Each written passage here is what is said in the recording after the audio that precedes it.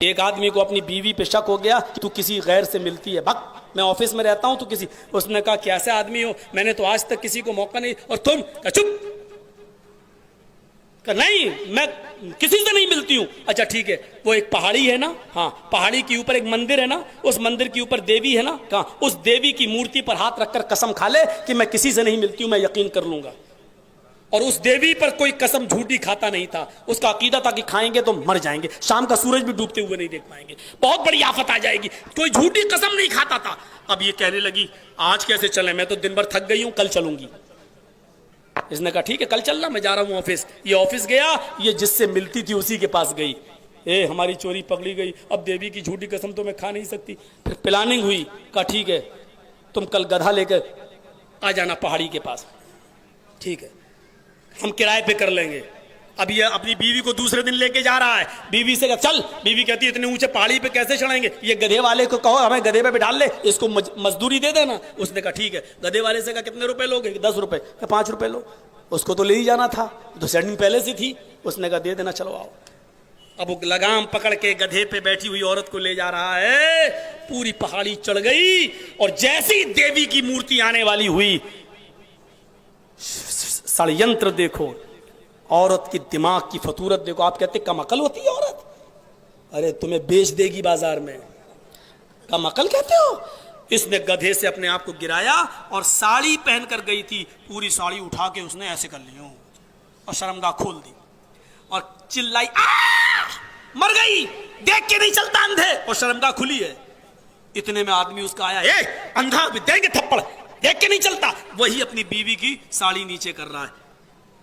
चलो अभी इसको बाद में बताएंगे, पहले तुम कसम खाओ। उसने, उसका काम हो गया, उसने फौरन देवी के ऊपर हाथ रखा और कसम कहा कि मेरे शौहर, मैं इस देवी माँ की कसम खाकर कहती हूं कि आज तक मेरी शर्मगाह को आपके और इस गधे वाले के अलावा किसी ने नहीं देखा। आज तक मेरी शर्मगाह को आपके और इस गधे वाले के अलावा किसी ने नहीं देखा। काम हो गया, झूठ भी नहीं बोली, शौहर को भी यकीन हो गया, गिरते हुए आज देख लिया। चलो कोई बात नहीं बीवी, मुझे माफ कर दो। उल्टा माफी मांगना पड़ रही शौहर को, बीवी माफ कर दो, हमने खामखा तुम पर शक किया। और फिर दरवाजा खुल गया। मेरे भाइयों, यही सूरत हाल हमारी बेटियां, हमारी बीवियां हमें पढ़ाएंगी अगर हमने उनको बेलगाम छोड़ दिया। आप शौहर हैं, अर्रिजालु क़व्वामून, आपको हाकिम कहा गया है, आपको हुक्म चलाने का पूरा इख्तियार है अपनी बीवी पर। फिर इस्लाम ने क्या नहीं दिया। यहूदियत और ईसाइयत के अंदर देखो औरत की क्या इज्जत है। ईसाइयत और यहूदियत कहती है औरत को आराम उठाने का हक नहीं है। अगर उसको डिलीवरी हो रही हो बच्चा और ऑपरेशन से अगर बच्चा हो तो उसको सुन न किया जाए, उसको सुन न किया जाए, बेहोश न किया जाए, बल्कि हालत होश में उसका पेट फाड़कर बच्चा निकाला जाए। क्योंकि औरत तकलीफ उठाने के लिए, औरत तकलीफ सहने के लिए पैदा हुई है। इसी ने आदम और हव्वा को, इसी औरत ने, हव्वा ने आदम को बहकाकर जन्नत में वो फल खाया था जिससे मना किया गया था। लिहाजा औरत इस दुनिया में तकलीफ उठाने के लिए पैदा हुई है। ये ईसाइयत और यहूदियत औरत को ये कहती हैं, औरत का ये मकाम है कि उसका दर्द के साथ उसका बच्चा पैदा करो, यानी उसको आराम नहीं मिलना चाहिए। सुन कर दोगे बेहोश, आराम से बच्चा हो जाएगा, नहीं। मेरे भाइयों, यहूदियत और ईसाइयत में यह है औरत की इज्जत। बुद्धिस्ट में चले जाइए, गौतम बुद्ध वो कहते हैं कि जो भी काम करो, काम करने से पहले औरत से मशवरा जरूर करो। जो भी काम करो, काम करने से पहले औरत से मशवरा जरूर करो, लेकिन औरत जो भी मशवरा दे उसका उल्टा करो, क्योंकि औरत उल्टी खोपड़ी लेकर पैदा हुई है। अगर औरत यह कहे कि एक जंगला यहां बनाओ तो उधर बनाओ, औरत यह कहे कि एक शादी और कर लो तो ना करो, औरत कहे कि ना करो तो कर लो।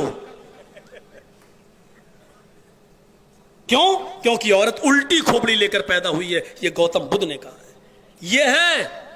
और यहां अल्लाह के रसूल बड़े बड़े मामलों में अपनी बीवी आयशा से मशवरा ले रहे हैं, बड़े बड़े मामलों में खदीजा से मशवरा ले रहे हैं। ये यहूदियत, ईसाइयत, यहूदियत, बौद्धिज्म, ये मैंने आपको एक शक्ल दिखाई। हिंदू धर्म के अंदर तो औरत की इज्जत देखना चाहें तो आप देखिए, उसको कहा गया औरत पाप की देवी है। ही उवती शत्रुपा ही, आशु को, आदम को शैतान के बहकाने के बाद, कली के बहकाने के बाद वो ले गई आदम नहीं जा रहे थे, आशू नहीं जा रहे थे फल खाने। कहा कि ये हमारा हमदर्द है, इसकी बात मान लो। चले गए, औरत के बहकावे में आ गए। जन्नत में भी, स्वर्ग में भी, पैराडाइज में भी इसी औरत ने आदम को बहकाया, आशू को बहकाया। लिहाजा पहला पाप औरत के कहने पर आदम ने किया। लिहाजा दुनिया में जब भी कोई इंसान, आदमी जो भी गुनाह करेगा, उसका पहला पाप औरत के ऊपर पड़ेगा, क्योंकि औरत पाप की जन्मदाता है। औरत ने पाप को जन्म दिया है। ये है, ये मनुस्मृति पढ़िए आप मेरे भाइयों, ये है औरत जन्मदाता, पाप। लेकिन आदम और हव्वा जब जन्नत से निकाले गए तो इस्लाम क्या कहता है? आदम अलैहिस्सलातु वस्सलाम ने कभी इस दुनिया में आने के बाद ये नहीं कहा, अरे अल्लाह सिर्फ मेरी गलती नहीं, मेरी बीवी हव्वा की है, उसी के कहने पर, उसी के बहकावे पर मैं चला गया था, ये नहीं कहा। बल्कि दुआइया जुमलों पर गौर करो, रब्बना ज़लमना अनफुसना व इल्लम तगफिर लना व तरहमना लनकूनन्न मिनल खासिरीन। आए हमारे परवरदिगार, हमने अपने नफ्सों के ऊपर जुल्म किया है। व इल्लम तगफिर लना, अगर तूने हम पर रहम न किया, व तगफिर लना, अगर हमको न बख्शा, हमारी मग़फ़िरत न फरमाई, व तरहमना, और हम दोनों पर अगर तूने रहम न किया, लनकूनन्न मिनल खासिरीन, तो हम दोनों नुकसान उठाने वालों में से हो जाएंगे। इस्लाम ये इज्जत देता है औरत को। आदम ने अपने लिए नहीं कहा, आदम ने हम दोनों को कहा, हम दोनों से ने जुल्म किया है, हम दोनों ने जुल्म किया है, हम दोनों की मग़फ़िरत फरमा दे। अगर तूने हम दोनों की मग़फ़िरत न की और रहम न किया तो नुकसान उठाने वालों में से हो जाएंगे। कुरान जहां नमाज और रोजे के अहकाम मर्दों को देता है, वहीं औरतों को भी देता है। एक औरत आई कि अल्लाह के रसूल, मर्द तो जिहाद में जाते हैं, कयामत के दिन नेकियों में आगे होंगे, हमारे लिए हमें भी हुक्म दीजिए कि हम भी जिहाद करें। तो आपने कहा जिहाद ही करना चाहती है तो अपने घर में रहकर अपने शौहर की खिदमत कर, अपने शौहर की खिदमत कर, ये तेरे लिए जिहाद है। बहुत बड़ी बात कह दी, शौहर की खिदमत कर जिहाद है। औरतें ये कहां बर्दाश्त कर सकती हैं? शौहर की खिदमत सब हम ही करें, मर्द कुछ ना करे।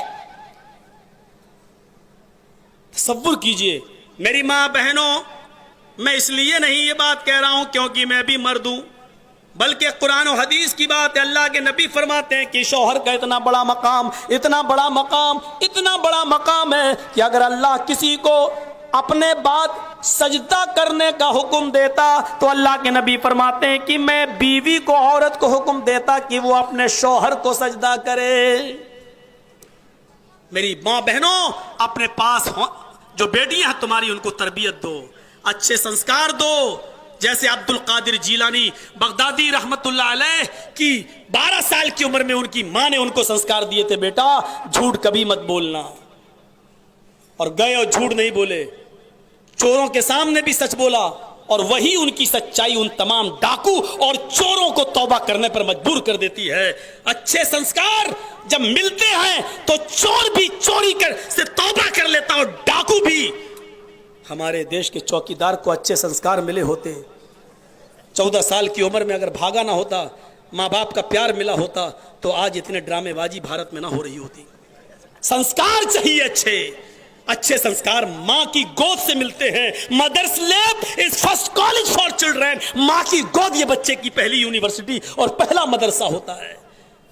जो लोग माँ की गोद से ट्रेनिंग नहीं लेते, वो बीए कर लें, एमए कर लें, पीएचडी कर लें, एमबीबीएस कर लें, एमएस कर लें, इतनी ऊंची डिग्रियां लेने के बाद भी देखना आप सुबह नाली के पास खड़े होंगे, पैंट की चेन खोलेंगे और गधे या कुत्ते की तरह धार मार रहे होंगे खड़े होकर। ये स्कूलों के संस्कार हैं, कॉलेजों के। जिस माओ को, जो बच्चे माओ की गोद से संस्कार नहीं लेते हैं और उनको अच्छी तरबियत माँ की गोद से नहीं मिलती, वो किसी यूनिवर्सिटी में नहीं मिल सकती है। आप अपनी बच्चियों को तरबियत दो, इन स्कूल और कॉलेजों के बहाने भेजोगी तो कॉलेजों में पढ़ाने वाली खुद अच्छे संस्कार की नहीं है, वो खुद स्कूल में पढ़ाती हैं और टीचरों से सेट हो जाती हैं। तो हमारी बेटियां कहां अच्छे संस्कार लेंगी? कहां? हमारी इसका मतलब ये नहीं कह रहा हूं कि मत पढ़ाओ, आप उनसे कहिए कि हमारे देश के अंदर हर चीज की आजादी है, हम बुर्का पहनकर अपनी बेटी को भेजें, पर्दे के साथ भेजें। देखें कौन स्कूल आपको मना करता है?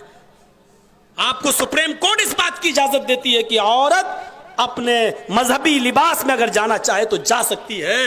आप भेजिए, भारत का संविधान हमारे साथ है, हमें घबराने की जरूरत नहीं है। जब भारतीय संविधान और भारतीय कानून हमें इस बात की इजाजत देता है, हम भारत भारत करते हैं और भारतीय संविधान पर हम जो है यकीन भी नहीं करते। तो मेरे भाइयों, हमने आपका 10 मिनट टाइम ज्यादा ले लिया। हम पुलिस प्रशासन के बहुत ज्यादा आभारी हैं कि उन्होंने हमको नहीं रोका, लेकिन हम क्षमा भी चाहते हैं कि हम 10 मिनट ज़्यादा हो गए।